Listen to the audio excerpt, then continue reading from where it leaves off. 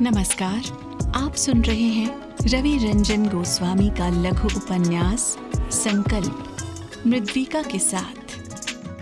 Chapter 11 गोरा साहब। अंग्रेज अफसर न्यूमन, जिसने श्याम को नौकरी पर रखवाया था, श्याम से इतना प्रभावित हुआ कि उसने उसे अपना निजी सचिव बना लिया। श्याम भी न्यूमन से खुश था। श्याम को आश्चर्य होता, न्यूमन साहब अंग्रेजों की तरह नहीं लगते। अंग्रेज अफसरों की कड़क मिजाजी के किस्से आम थे। वो 10 साल से इंडिया में थे। 5 साल कानपुर में रहने के बाद तबादले पर झांसी आए थे। उन्हें हिंदी आती थी। न्यूमन ने श्याम को रेलवे कॉलोनी में एक मकान दिला देने का आश्वासन दिया, किंतु कॉलोनी शहर से दूर थी। श्याम को शहर में रहना ज्यादा अच्छा लगा। बाजार, होटल इत्यादि की शहर में अधिक सुविधा थी।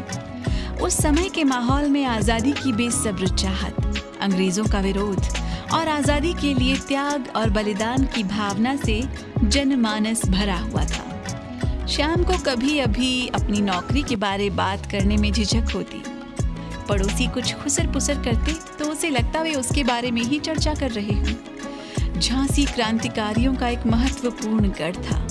संयोगवश उसकी मुलाकात पड़ोस में रहने वाले रमाकांत नाम के व्यक्ति से हुई। वो एक स्कूल में शिक्षक थे और सब उन्हें मास्टर साहब कहकर संबोधित करते थे। श्याम को ज्ञात हुआ वो एक क्रांतिकारी संगठन के सदस्य थे। उन्होंने क्रांतिकारियों की गुप्त बैठक उसके निवास पर रखने का प्रस्ताव रखा तो उसने स्वीकार कर लिया। वे लोग जगह बदल बदल कर मिलते थे। अब क्रांतिकारियों की मीटिंग अक्सर श्याम के निवास पर होने लगी। अन्य स्थानों पर पुलिस से हर समय छापामारी का खतरा रहता। श्याम का घर मीटिंग के लिए उपयुक्त था। एक तो वो उन दिनों वहां अकेला रहता था और सरकारी नौकर था।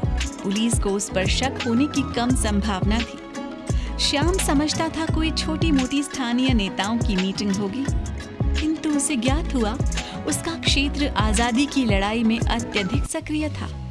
अपने निवास पर होने वाली क्रांतिकारियों की मीटिंग से उसका अपनी ही नजरों में जो मान कम हो गया था, वो पुनर्स्थापित हो गया था। मास्टर साहब ने भी उससे कहा था, युद्ध अनेकों स्तर पर अनेक मोर्चों पर लड़ा जाता है। तुम भी आजादी के एक सिपाही हो।